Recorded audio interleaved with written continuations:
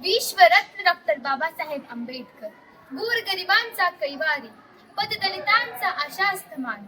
Doctor Babasaheb आंबेडकरांचं उत्तुंग व्यक्तिमत्व रेखाटण्यासाठी शब्दही अपुरे पडतात. जण उभा समंत्र प्रकाशमय उभाटला, असा प्रखर सूर्य उगविला, असा प्रखर सूर्य उगविला. नमस्कार नमस्कार नमस्कार. मी बरीरा इम्रानसाठी नानगे स्कूल नांदेडची विद्यार्थिनी इयत्ता 7वी ब मध्ये शिकत आहे. आज डॉक्टर बाबासाहेब आंबेडकरांच्या 135व्या जयंती निमित्त माझे शब्द समर्थ व्यक्त करण्यासाठी उभी आहे. शिक्षण हे वाघिणीचे दूध आहे, तो जो माणूस पिणार तो गुरगुरल्याशिवाय राहणार नाही, अशी भीम गर्जना करून शिक्षणाची महती सांगणारे विश्ववंदनीय महामानव, युगपुरुष तसेच युगप्रवर्तक म्हणजे डॉक्टर बाबासाहेब आंबेडकर. पददलितांचा कैवारी म्हणजे बाबासाहेब. माणसाला माणूस म्हणून जगायला शिकवणारे म्हणजे बाबासाहेब. गुलाम म्हणून न जगता स्वाभिमानाने जगायला शिकवणारे म्हणजे बाबासाहेब.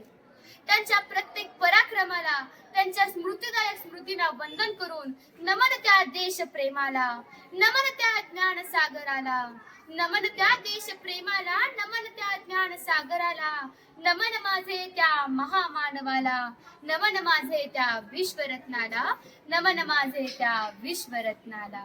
मित्रांनो, परिस्थिती माणसाला घडवती नाही आणि परिस्थिती माणसाला बिघडवती नाही.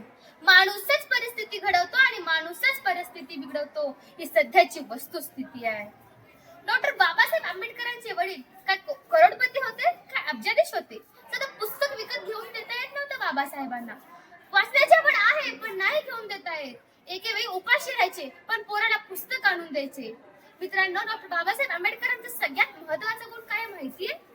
त्याने आयुष्यात वाचलेलं एखादं पुस्तक ते आयुष्यभर कधीच विसरत नव्हते, कधीच नाही, चुकूनही नाही.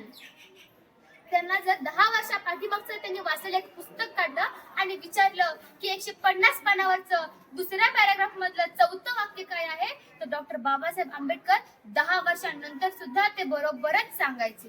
एवढी बुद्धिमत्ता होती. ती काय वरून आली नाही हो. डॉक्टर बाबासाहेब आंबेडकर म्हणतात ती स्वतः कमावली. कशी कमावली? तर माझ्या परिस्थितीतून कमावली. ते म्हणतात की माझ्या परिस्थितीने दिलेली ही माझी सगळ्यात मोठी देणगी आहे. डॉक्टर बाबासाहेब आंबेडकरांच्या 10वीची तालुक्यात बोर्डाची परीक्षा होती. रामजी बाबांनी परिस्थिती नाही त्यामुळे विचार केला. सगळ्या कुटुंबासोबतच तिकडे जाण्यापेक्षा त्यांनी आपल्या मुलाला घेतलं आणि तालुक्याच्या ठिकाणी राहायला गेले. भाड्याच्या घरात राहू लागले. डॉक्टर बाबासाहेब आंबेडकर 11 वाजता पेपर द्यायला जायचे आणि 3 वाजता घरी परत यायचे. तोपर्यंत रामजी बाबांनी स्वयंपाक करून ठेवलेलं असायचं. एके दिवशी डॉक्टर बाबासाहेब आंबेडकर पेपरवरून घरी आले. जेवायला बसले. जेवता जेवता वडिलांना विचारले, बाबा तुम्ही नाही जेवत? बाबा म्हणाले, भीमराव तुमचं होऊ द्या, तुमचं झाल्यावर मी जेवतो. दुसऱ्या दिवशी परत बाबासाहेब पेपर देऊन आले. जेवायला बसले. जेवता जेवता पुन्हा वडिलांना विचारले, बाबा तुम्ही नाही जेवत? वडील म्हणाले, भीमराव तुमचं होऊ द्या, तुमचं झाल्यावर मी जेवतो. तिसऱ्या दिवशी, चौथ्या दिवशी भीमराव रोज वडिलांना विचारायचं, बाबा तुम्ही नाही जेवत? आणि वडिलांचं उत्तर ठरलेलंच, तुमचं होऊ द्या, तुमचं झाल्यावर मी जेवतो. 5व्या 6व्या दिवशी डॉक्टर बाबासाहेब आंबेडकर पेपरवरून आले.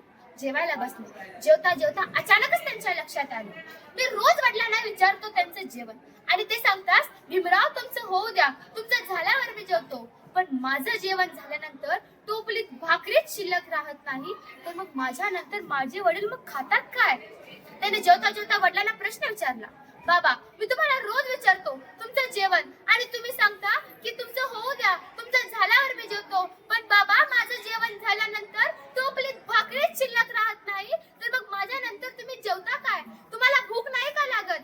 तर तसे माझे बाबा म्हणाले, भीमराव माझी भूक या भाकरीने भागणारी नाही. तुम्ही एवढे मोठे व्हा की तुमचं ते मोठेपण बघूनच माझं पोट भरेल. भीमराव तुम्ही मोठे व्हा. माझी भूक या भाकरीनं भागणारी नाही, या अन्नानंही भागणारी नाही. तुम्ही मिळवलेल्या ज्ञानानं भागेल भीमराव, तुम्ही मिळवलेल्या ज्ञानानं भागेल. परिस्थिती नाही, घरात नीट उजेड नाही म्हणून आज आम्ही अभ्यासाला बसत नाही. अहो पण ज्यांच्या घरात वीजच नव्हती अशा डॉक्टर बाबासाहेब आंबेडकर रस्त्याच्या विजेच्या खांबाखाली बसून ज्यांनी शिक्षण घेतलं ते बाबासाहेब कोलंबिया विद्यापीठात गेले. आजही तिथे गेला तर तिथल्या प्रवेशद्वारावर लिहिलंय, अमेरिकेच्या कोलंबिया विद्यापीठात शतकातील सर्वोत्तम विद्यार्थी डॉक्टर बाबासाहेब आंबेडकर. आंबेडकर. काय परिस्थिती होती हो मित्रांनो. डॉक्टर बाबासाहेब आंबेडकरांच्या सोबत तिथेच एक धनिक पुत्र त्यांच्या सोबत शिकायला होता. डॉक्टर बाबासाहेब आंबेडकर 18 तास बसून अभ्यास करायचे, रात्रभर बसून टिपणं काढायचे. एके दिवशी तो धनिक पुत्र बाबासाहेबांना म्हणाला, अहो बाबासाहेब, पोटभर जेवण घेत जा, पुरेशी झोप घेत जा.